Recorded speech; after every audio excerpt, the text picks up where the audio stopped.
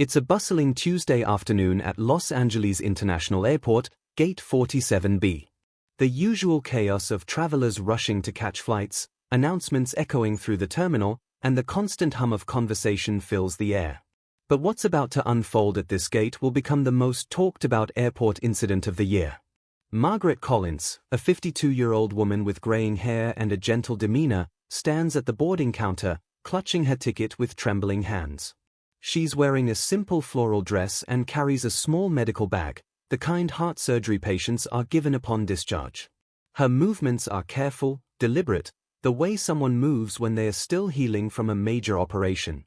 Just 3 weeks ago, Margaret was lying in a hospital bed at Cedars-Sinai Medical Center, having undergone emergency triple bypass surgery.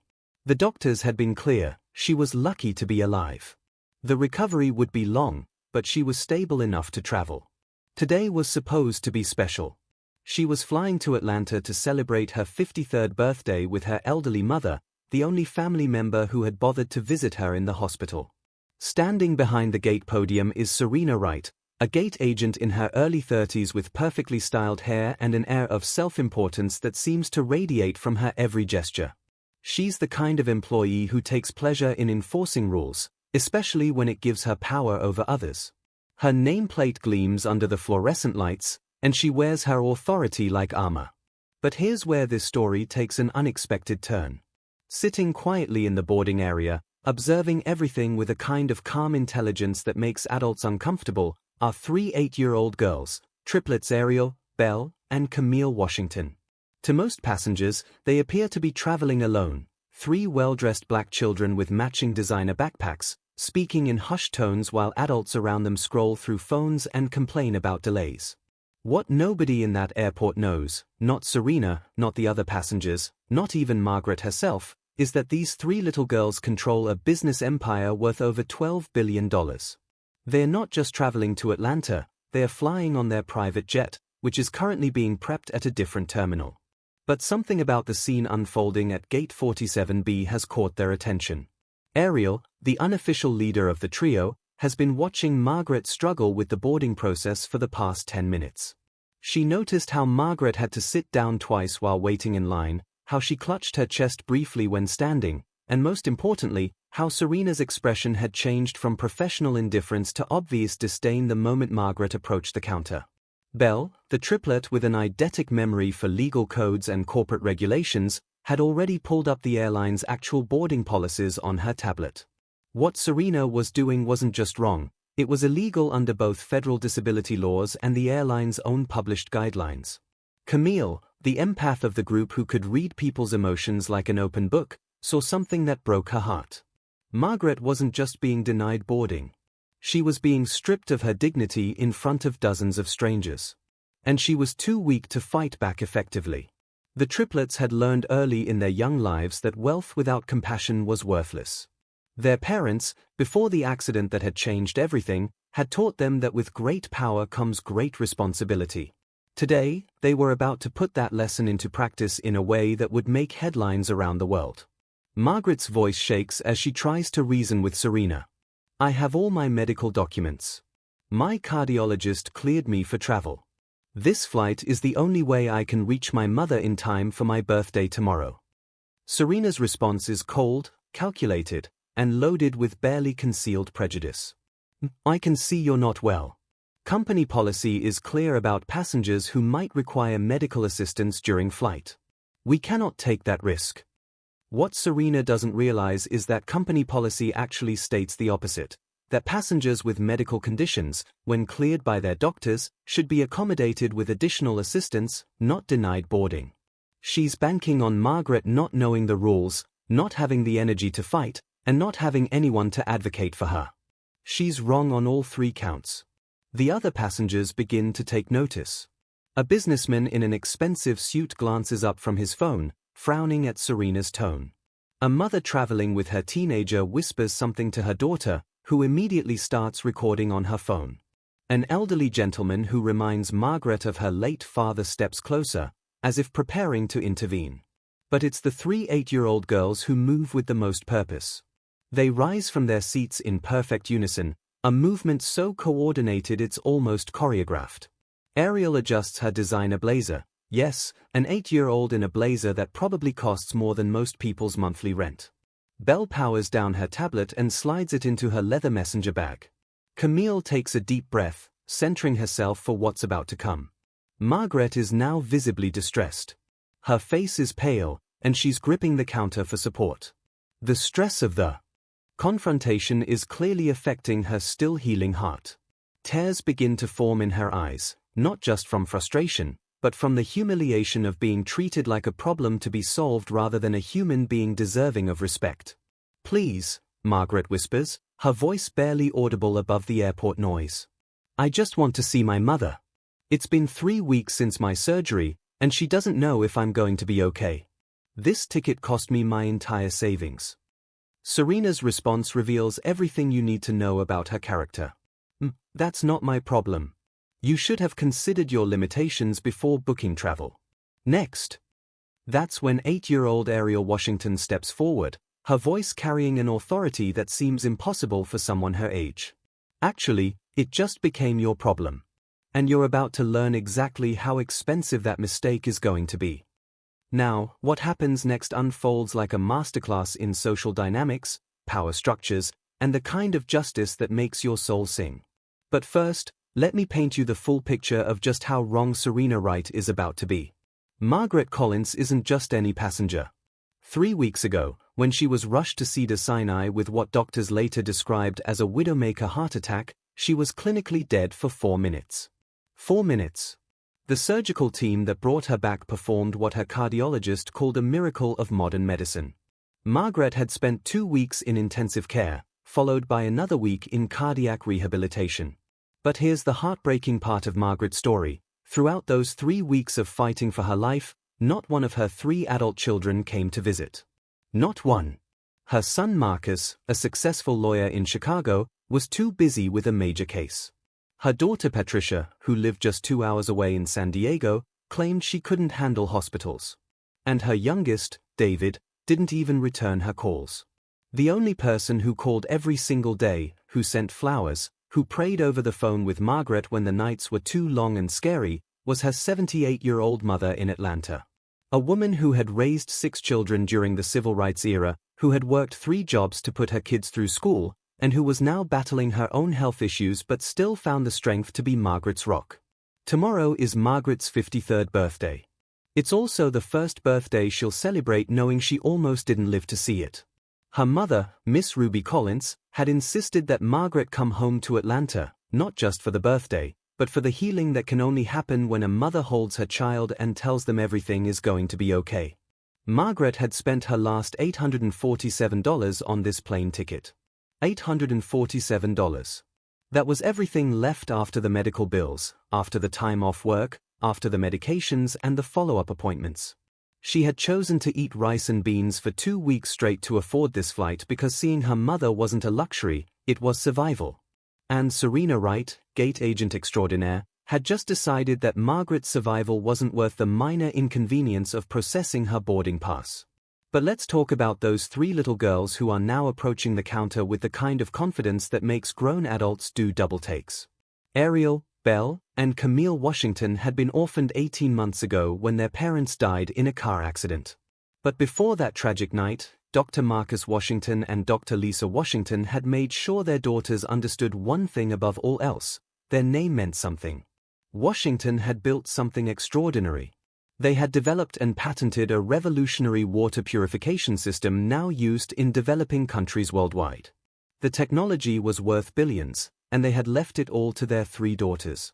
The triplets didn't just inherit money, they inherited a mission. Their parents had always taught them that wealth was a tool for justice, that power was meaningless unless used to protect those who couldn't protect themselves. Every month, the girls donated millions to causes their parents had cared about: clean water initiatives, educational programs, medical research, and legal aid for discrimination cases. They had been at lax because they were returning from a UN conference where, despite being only 8 years old, they had addressed world leaders about global water access. Their private jet was scheduled to take off in 2 hours, but what they were witnessing at Gate 47B was about to change everyone's plans. Ariel approaches the counter first. She's exactly 4 feet tall but somehow manages to command the space like someone twice her size. Her voice is clear, measured, and carries the kind of authority that comes from being listened to by presidents and prime ministers. "Excuse me," Ariel says to Serena. "I couldn't help but notice that you're violating federal law." Serena looks down at this 8-year-old child with a mixture of annoyance and disbelief. "Little girl, adults are talking here. Where are your parents?" Belle steps forward, her tablet already displaying the relevant legal codes. "Our parents are deceased. We're emancipated minors traveling under court order. And according to the Americans with Disabilities Act, Section 382. 31, you cannot deny boarding to a passenger with a disability unless they pose a direct threat to safety. This passenger has medical clearance to travel." Camille, the quietest of the three, focuses her attention on Margaret. Are you okay? Do you need to sit down? Should we call medical assistance?" Margaret is stunned. These 3 children, are showing her more compassion and respect than the gate agent has in the past 15 minutes. I'm okay, sweetheart. Thank you for asking." Serena is now visibly irritated. She's dealing with a passenger she wants gone and 3 children who are speaking to her like they understand law better than she does. "Look, kids, I don't know what game you're playing, but this is airline business. You need to go back to your seats and wait for boarding like everyone else." That's when Ariel smiles. It's not a child's smile. It's the smile of someone who has just been underestimated and is about to use that to their advantage. "Actually," Ariel says, pulling out a black American Express card that most adults will never qualify for, "we won't be boarding this flight. We'll be taking our private jet. But before we do, we're going to make sure Mrs. Collins gets the treatment she deserves." Serena stares at the card in disbelief. That's not a real credit card. Children can't have credit cards. Belle produces a document from her bag, official court papers declaring the triplets. Everything is going to be okay. Margaret had spent her last $847 on this plane ticket. $847. That was everything left after the medical bills, after the time off work, after the medications and the follow-up appointments. She had chosen to eat rice and beans for 2 weeks straight to afford this flight because seeing her mother wasn't a luxury, it was survival. And Serena Wright, gate agent extraordinaire, had just decided that Margaret's survival wasn't worth the minor inconvenience of processing her boarding pass. But let's talk about those 3 little girls who are now approaching the counter with the kind of confidence that makes grown adults do double takes. Ariel, Belle, and Camille Washington had been orphaned 18 months ago when their parents died in a car accident. But before that tragic night, Dr. Marcus Washington and Dr. Lisa Washington had made sure their daughters understood one thing above all else: their name meant something. Washington had built something extraordinary. They had developed and patented a revolutionary water purification system now used in developing countries worldwide. The technology was worth billions, and they had left it all to their 3 daughters.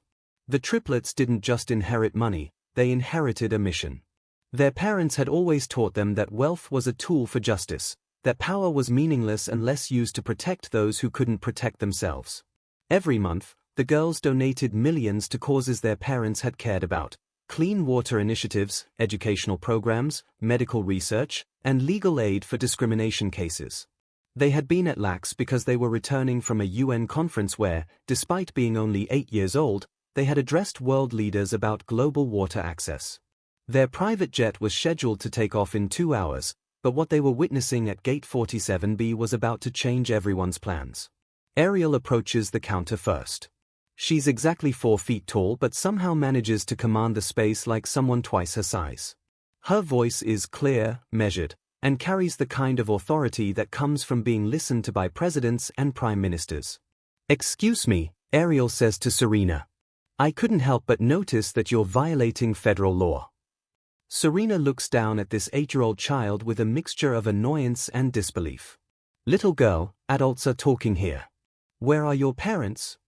Belle steps forward, her tablet already displaying the relevant legal codes. "Our parents are deceased. We're emancipated minors traveling under court order. And according to the Americans with Disabilities Act, Section 382. 31, You cannot deny boarding to a passenger with a disability unless they pose a direct threat to safety. This passenger has medical clearance to travel. Camille, the quietest of the three, focuses her attention on Margaret. Are you okay? Do you need to sit down? Should we call medical assistance? Margaret is stunned. These three children, are showing her more compassion and respect than the gate agent has in the past 15 minutes. I'm okay, sweetheart. Thank you for asking. Serena is now visibly irritated. She's dealing with a passenger she wants gone and three children who are speaking to her like they understand law better than she does. Look, kids, I don't know what game you're playing, but this is airline business. You need to go back to your seats and wait for boarding like everyone else. That's when Ariel smiles. It's not a child smile. It's the smile of someone who has just been underestimated and is about to use that to their advantage. Actually, Ariel says, pulling out a black American Express card that most adults will never qualify for, we won't be boarding this flight. We'll be taking our private jet. But before we do, we're going to make sure Mrs. Collins gets the treatment she deserves. Serena stares at the card in disbelief. That's not a real credit card.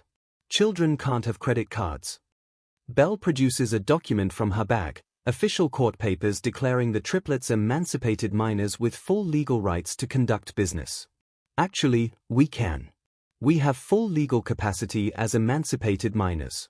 And this card has a credit limit of $50 million. The passengers nearby have stopped pretending they're not listening. Phones are coming out. People are moving closer. The businessman in the expensive suit has completely abandoned his phone call. The mother and daughter are now openly recording everything. Camille addresses Margaret directly. Mrs. Collins, we heard you mention this ticket cost you your entire savings. What was the amount? Margaret is overwhelmed. Sweetheart, you don't need to worry about that. It was $847, but please, you're just children. This isn't your responsibility. Actually, Ariel responds, it is exactly our responsibility. Our parents taught us that when we see injustice happening and we have the power to stop it, silence makes us complicit. Serena is beginning to realize that this situation is spiraling beyond her control. But her pride won't let her back down. I don't care if you're the Queen of England. I have the authority to deny boarding to any passenger I deem a risk. Company policy is clear. Belle's fingers fly across her tablet screen. Actually, let me read you the real company policy. She clears her throat and begins reading in a voice that carries throughout the gate area. Passengers with medical conditions who present valid medical clearance shall be accommodated with appropriate assistance. Discrimination based on perceived disability, race, or medical condition is grounds for immediate termination and legal action. The color drains from Serena's face. She knows she's been caught, but she's in too deep to retreat gracefully. Margaret's breathing becomes labored. The stress of the confrontation is clearly affecting her recovery. She grips her medical bag tighter, and Camille immediately notices. Mrs. Collins, you need to sit down right now, Camille says with the authority of someone who has spent months learning about cardiac care from the world's best doctors. This stress isn't good for your heart. Margaret sits down, her hands shaking as she opens her medical bag to retrieve her prescribed nitroglycerine tablets. Something shifts in the energy of the entire gate area. The other passengers can see that this isn't just about boarding policies anymore. This is about human decency, about treating a recovering heart patient with basic respect, about the difference between following rules and doing what's right. Ariel looks at her sisters, and they nod in unison. They've made a decision that's about to change everything. Serena, Ariel says, and the use of the gate agent's first name makes it clear that the power dynamic has completely shifted. You have exactly 1 minute to process Mrs. Collins's boarding pass and upgrade her to first class with full medical assistance. If you refuse, we're going to buy every single seat on this plane and donate them to passengers who deserve better treatment. Then what you're providing? Serena laughs, but it's a nervous laugh. You can't buy every seat on a plane. That's impossible. Belle holds up her tablet, showing the airline's real-time booking system. Flight 2847, LAX to Atlanta. 180 seats total. Current price per seat ranges from $289 to $1,247. Total cost to purchase all remaining seats, $127,350. We spend more than that on lunch. The entire gate falls silent. Even the boarding announcements from other gates seem to fade into the background.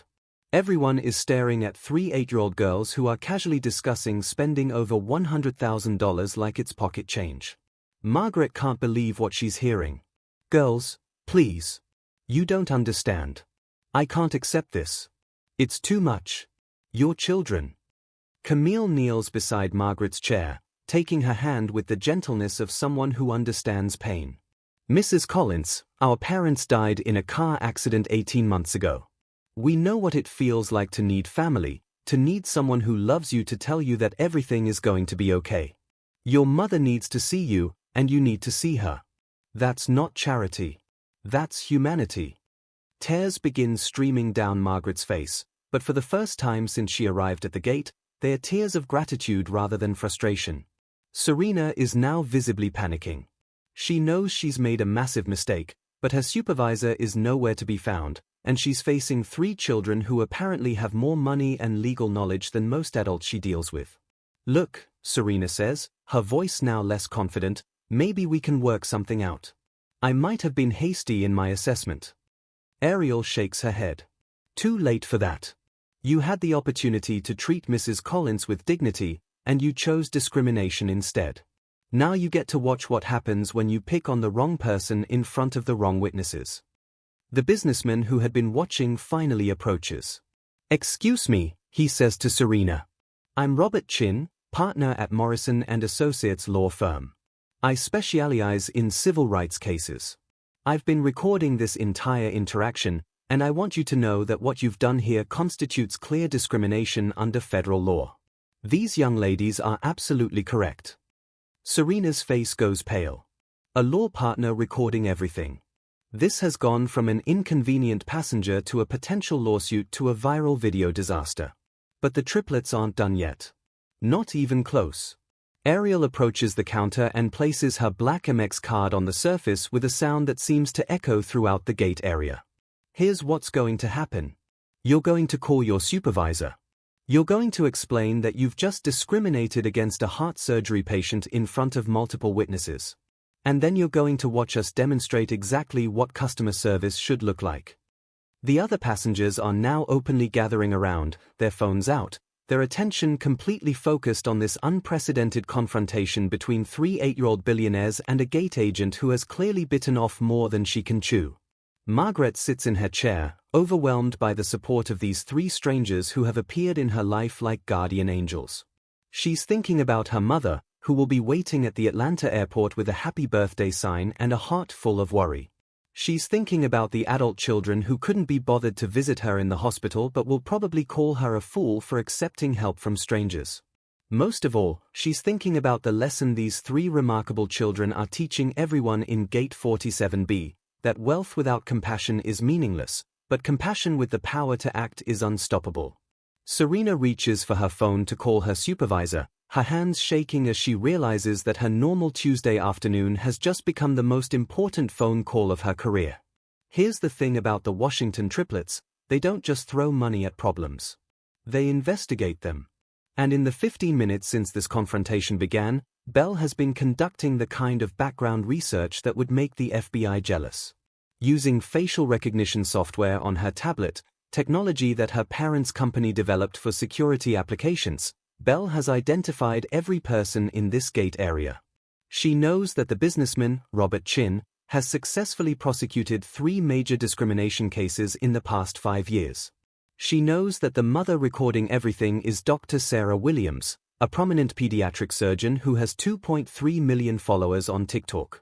She knows that the elderly gentleman who keeps inching closer to help is retired Judge William Porter, who spent 40 years on the federal bench specializing in civil rights law. But most importantly, she knows exactly who Serena Wright is. And what she's discovered makes the situation even more outrageous. Serena Wright has been employed by this airline for 7 years. In those 7 years, she has been the subject of 14 formal complaints for discriminatory behavior. 14. 12 of those complaints were from black passengers, 1 from a Latino family, and 1 from an elderly white woman using a wheelchair.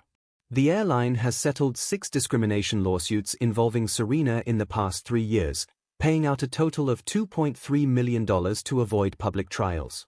She should have been fired years ago, but she has connections. Her uncle is a regional manager for the airline. Her boyfriend works in the legal department. She's been protected by a system that values internal politics over customer rights, and she knows it, which is why she feels confident that whatever happens today, she'll survive it like she survived everything else. She's about to learn that 3 8-year-old billionaires with a passion for justice operate by different rules than corporate HR departments. Ariel isn't just planning to embarrass Serena or get Margaret on her flight. She's planning to systematically dismantle the culture of discrimination that allowed this situation to happen in the first place. And she has the resources to do it. While they wait for Serena's supervisor, Camille has been having a quiet conversation with Margaret, learning her story in detail. Margaret has told her about the heart attack, about the children who didn't visit, about the mother who called every day. But she's also told her something else, something that makes Camille's blood boil with righteous anger. This isn't the first time Margaret has been discriminated against while traveling. 6 months ago, when she was flying to her father's funeral, a different gate agent had made her wait until every other passenger boarded because they needed to verify her ticket.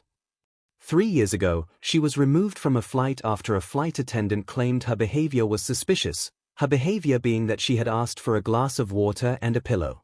Margaret has been dealing with this kind of treatment her entire adult life, but she's always been too tired, too poor, or too alone to fight back effectively. She's accepted it as the cost of being a black woman traveling alone, a reality that breaks Camille's heart and fuels her determination to make sure it never happens again. Ariel overhears this conversation and makes a decision that will change Margaret's life forever. She opens her phone and dials a number that most people would give anything to have. "Hello, this is Ariel Washington. I need to speak with Jonathan immediately." "Yes, I know he's in a meeting. This is an emergency. Tell him it's about a discrimination case that's about to go viral, and I need his legal team mobilized within the hour." She hangs up and turns to Margaret. "Mrs. Collins, I want you to know that this doesn't end today. We're going to make sure that what happened to you never happens to anyone else." Margaret is overwhelmed. "Sweetheart, I appreciate what you're trying to do, but you don't understand how the world works. People like me don't win fights against airlines. We just try to survive them." Belle looks up from her tablet with the intensity of someone who has access to information that others don't. "Mrs. Collins, people like you don't usually have people like us in their corner. The legal team that's being assembled right now has never lost a discrimination case, ever." That's when Serena's supervisor arrives, and everything changes. District Manager Patricia Hayes is a woman in her 50s who has worked for this airline for 23 years. She's dealt with difficult passengers, angry gate agents, and viral video disasters. She thought she had seen everything until she walked up to Gate 47B and saw 3 8-year-old children facing off against one of her most problematic employees while dozens of passengers recorded everything on their phones. "What exactly is happening here?" Patricia asks, trying to assess the situation. Ariel steps forward with the composure of a seasoned negotiator. "Ms. Hayes, I'm Ariel Washington. These are my sisters, Belle and Camille. Your gate agent has violated federal disability law by denying boarding to a heart surgery patient with proper medical clearance. We've documented the entire incident and are prepared to file both federal civil rights charges and a civil lawsuit unless the situation is resolved immediately." Patricia looks at Serena, who is now visibly sweating. "Is this accurate?" Serena tries to salvage the situation. "I was following company policy about passengers who might need medical assistance during flight. I was trying to protect the airline from liability." Belle interrupts, reading directly from her tablet. Company Policy Section 4.3.2, "Passengers with medical conditions who present valid medical clearance shall be accommodated with appropriate assistance. Under no circumstances should boarding be denied based solely on the presence of a medical condition. Mrs. Collins has valid medical clearance. Your employee violated both company policy and federal law." Judge Porter, who has been listening to everything, steps forward. I'm retired federal Judge William Porter. I spent 40 years adjudicating civil rights cases. What I've witnessed here today constitutes clear discrimination under the Americans with Disabilities Act. If I was still on the bench, this would be one of the easiest cases I've ever heard. Dr. Williams, the pediatric surgeon with 2.3 million TikTok followers, holds up her phone. And I've recorded everything. This video is going to be seen by millions of people unless this situation is resolved properly. Patricia realizes she's not dealing with a typical passenger complaint. She's dealing with a potential PR disaster involving legally sophisticated children, expert witnesses, and social media influencers. All while her problematic employee has clearly violated both company policy and federal law. But here's what makes this situation truly extraordinary. The triplets aren't interested in destroying the airline or even getting Serena fired. They're interested in creating systemic change that will protect future passengers from experiencing what Margaret has experienced. Camille speaks for the first time since the supervisor arrived. Ms. Hayes, we're not here to cause problems for your airline. We're here to solve them. Your company has paid out millions in discrimination settlements over the past 5 years. You have employees like Serena who view their authority as a weapon rather than a tool for customer service. You have policies that protect problematic employees rather than vulnerable passengers. Patricia is stunned. This 8-year-old child is speaking with more insight about her company's problems than most of her executive team. Ariel continues. We're prepared to offer your airline a partnership that will revolutionize how you handle passengers with medical conditions and disabilities. Our foundation specializes in accessibility consulting for major corporations.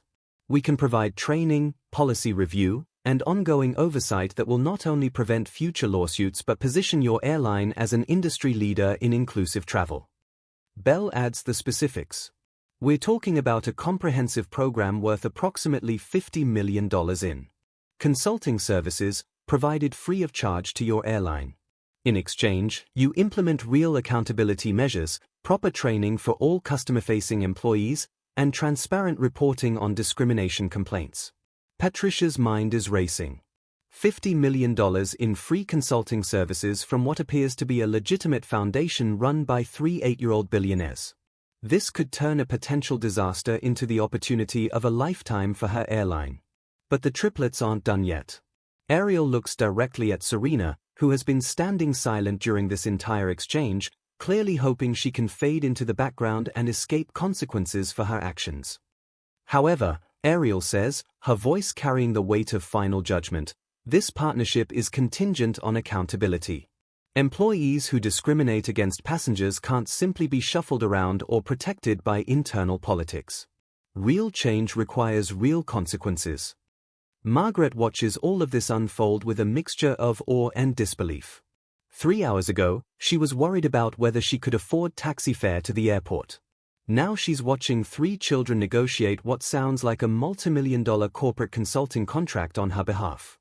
Patricia looks at Serena, then at the phone still recording everything, then at the 3 most remarkable children she's ever encountered. The math is simple. Sacrifice one problematic employee who should have been fired years ago, or watch her airline become the subject of a viral discrimination video that could cost millions in lost revenue and legal fees. But the Washington triplets have one more surprise in store, something that will turn this entire situation into a teachable moment about the difference between punishment and rehabilitation, between revenge and justice. Camille approaches Serena directly, looking up at the gate agent who had seemed so intimidating just an hour earlier. Serena, do you know why you treat passengers like Mrs. Collins the way you do? Serena is caught off guard by the question. She expected to be yelled at, fired, or humiliated. She didn't expect to be asked to reflect on her behavior by an 8-year-old. I don't know what you mean. You have power over people when they are vulnerable, when they are tired, stressed, worried about missing flights or connecting with family. And instead of using that power to help them, you use it to hurt them. Why? For the first time since this confrontation began, Serena's defensive mask slips. For just a moment, she looks less like an arrogant gate agent and more like a human being who might actually be capable of growth. But that moment is about to be tested in ways that will determine not just Serena's future, but the future of every passenger who will ever interact with her again. Serena stands there, surrounded by witnesses, recorded by multiple cameras, facing the consequences of years of discriminatory behavior.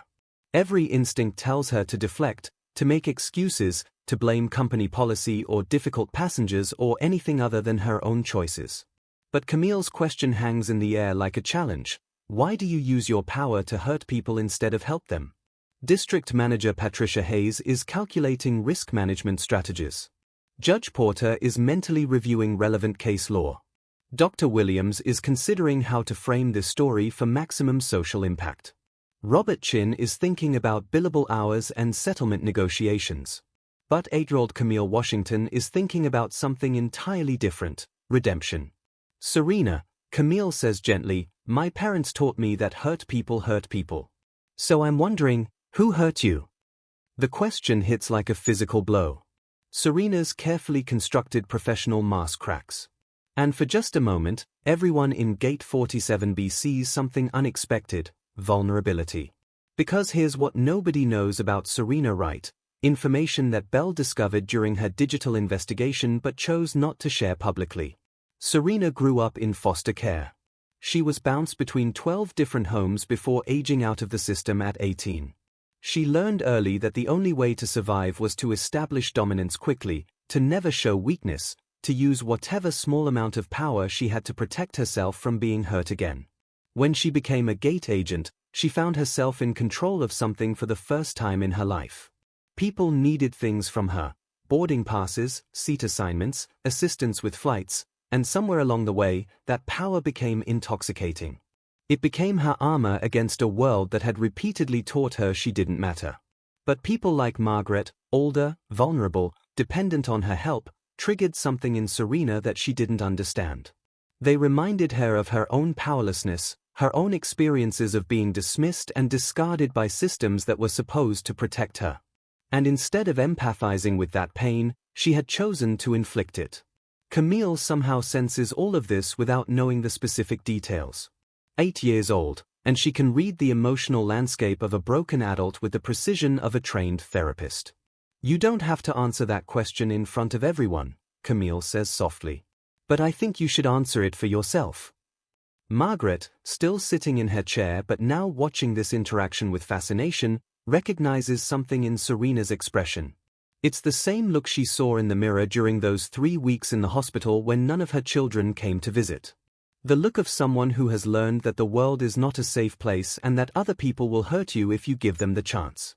Ariel steps forward, and everyone expects her to deliver some final devastating blow to Serena's career and reputation. Instead, she does something that catches everyone off guard. Ms. Hayes, Ariel says to the district manager, we'd like to modify our offer. Patricia looks confused. Modify it how? We want Serena to be part of our consulting program.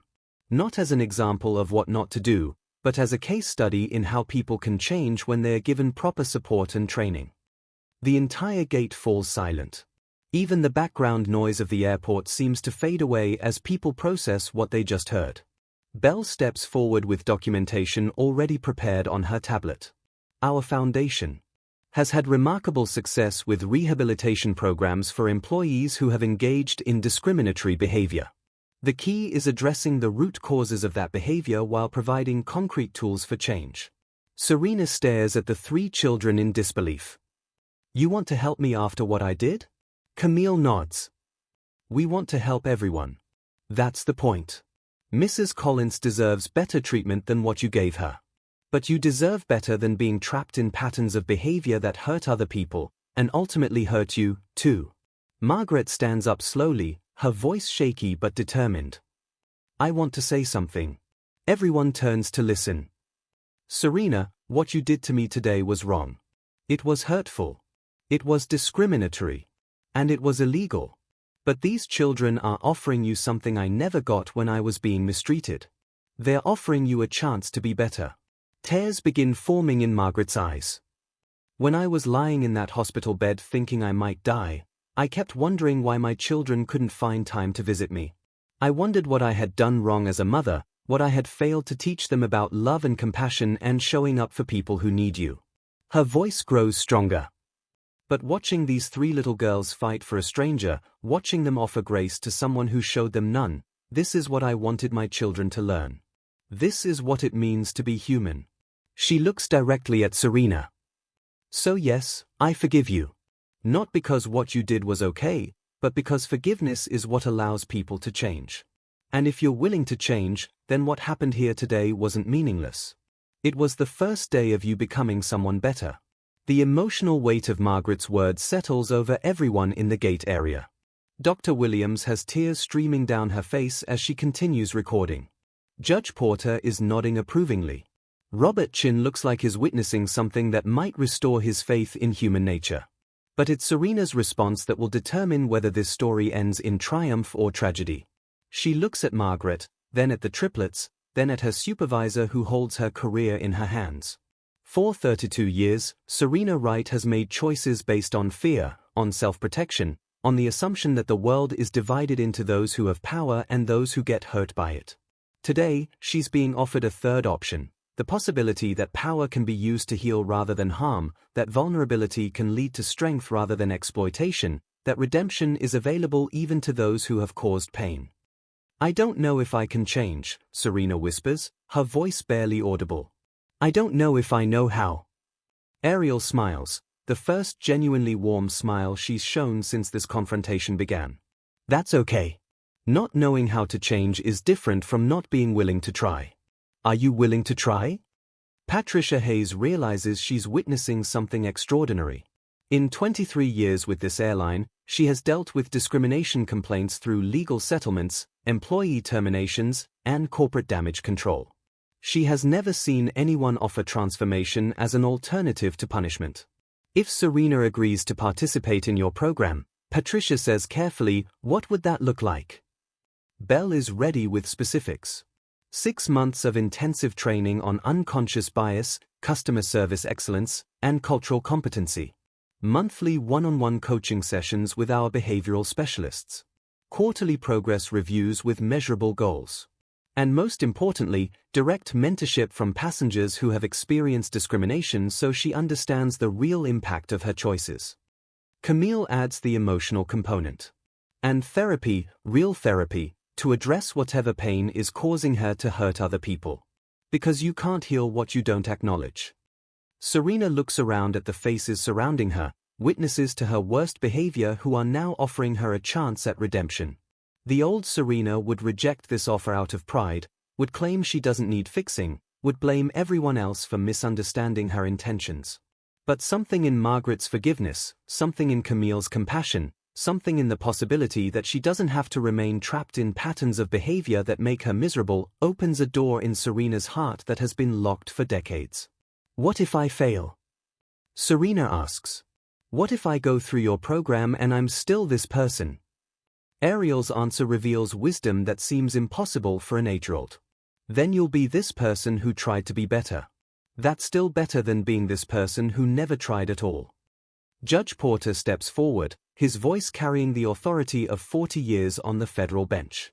Young lady, what these children are offering you is remarkable. In 4 decades of civil rights law, I've seen very few opportunities for genuine redemption.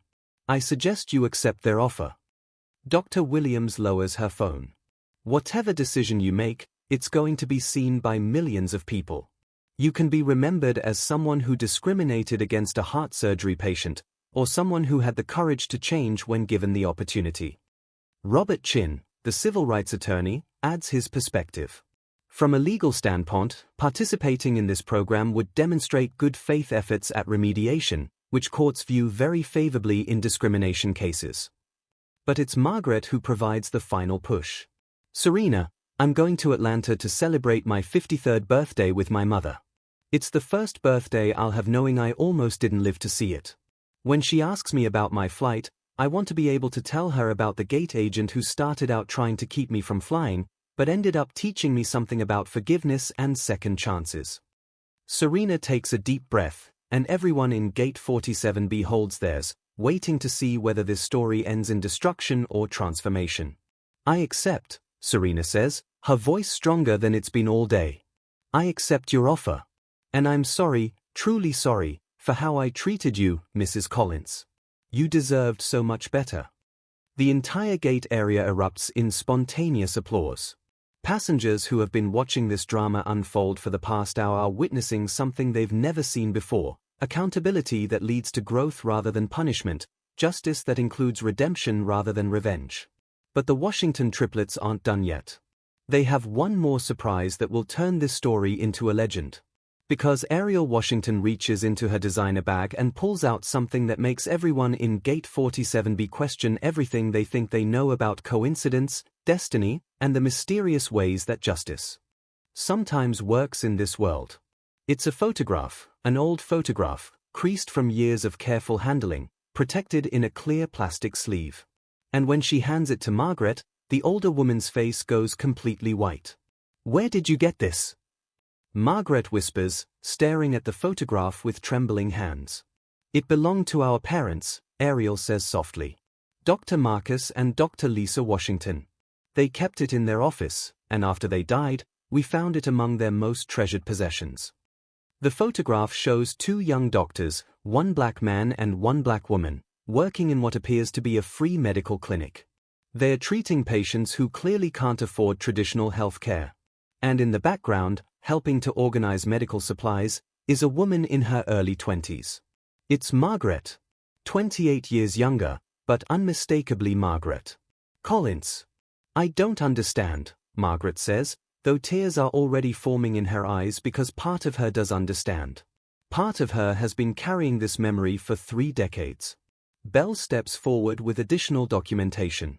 "Our parents ran a free clinic in South Los Angeles from 1995 to 1998. According to their records, you volunteered there for 18 months while you were working 2 jobs and taking night classes to become a certified medical assistant." Camille's voice is gentle but filled with emotion. "They wrote about you in their journals. They said you were one of the most compassionate volunteers they ever worked with. You stayed late to comfort patients who were scared. You organized fundraisers to buy medical equipment. And you never missed a shift, even when you were exhausted from your other jobs." Margaret is now crying openly, the photograph shaking in her hands. Marcus and Lisa. Oh my God, Marcus and Lisa Washington. They were just residents then, but they were the kindest people I'd ever met. They treated everyone with such dignity, such respect.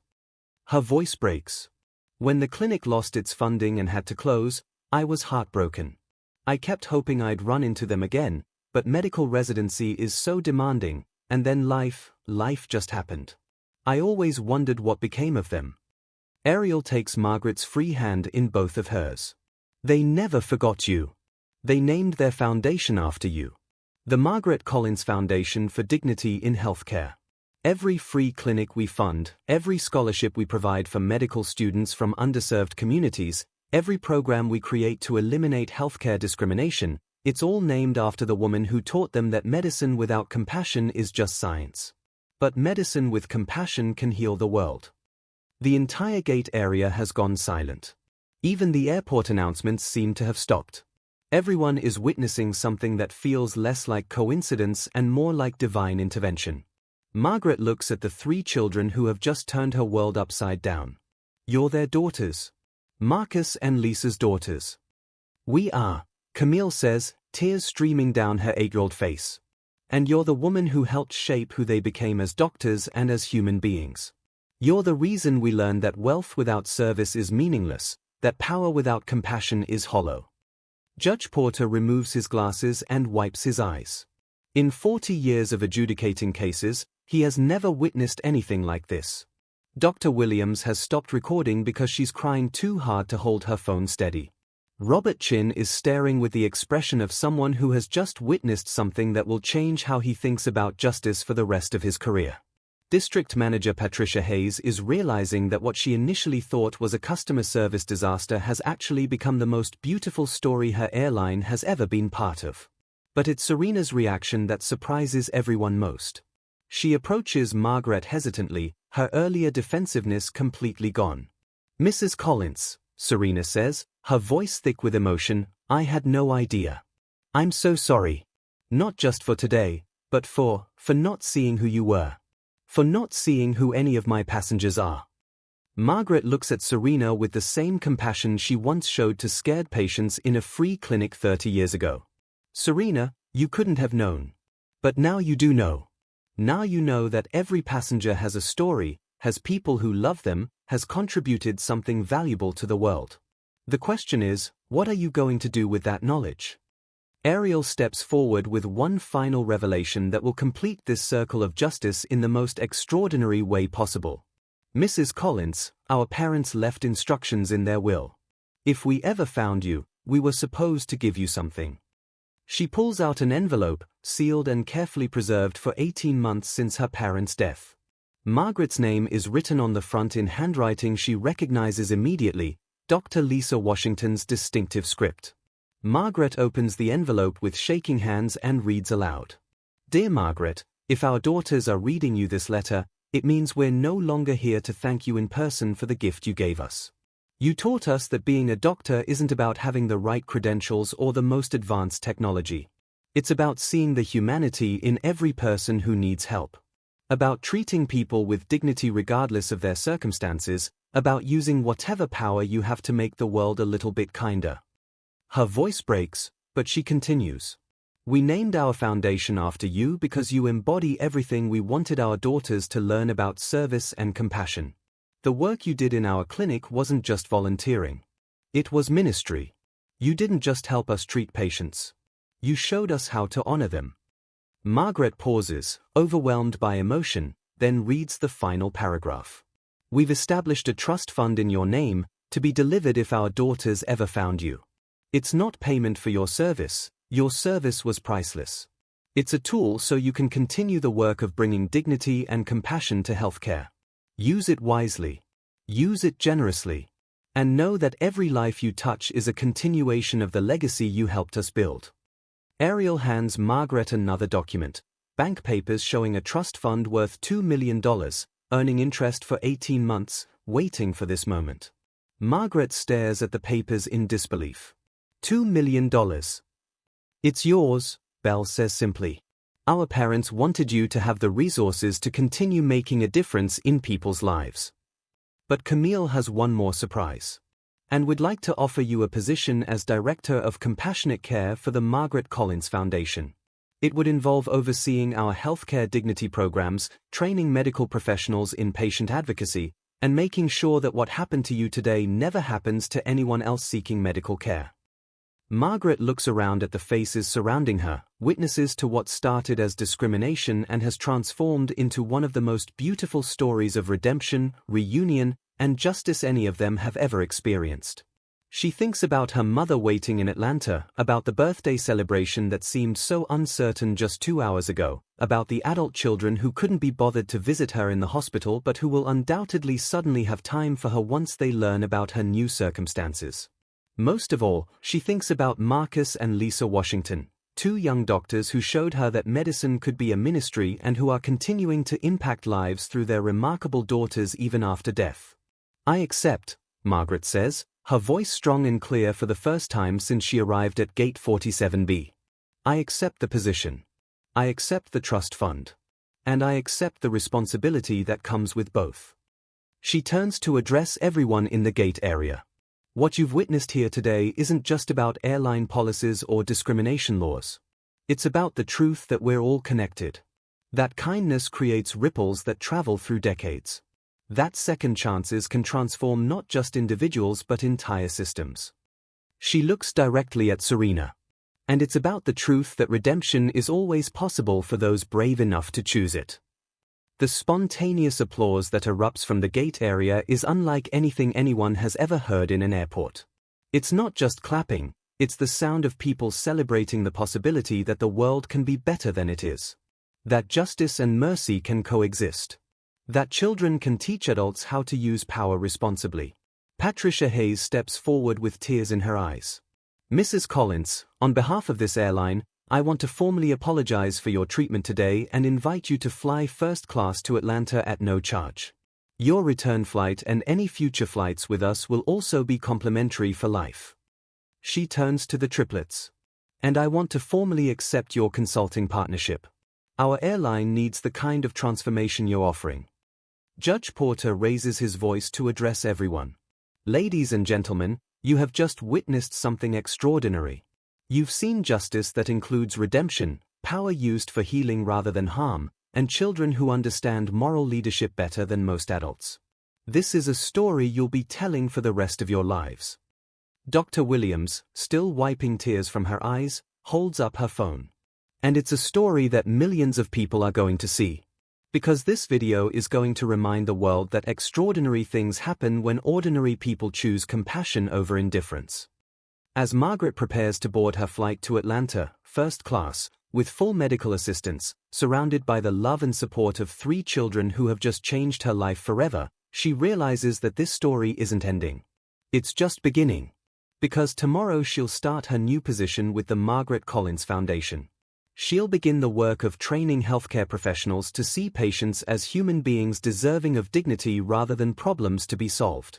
She'll help create systems that prevent discrimination and promote compassion.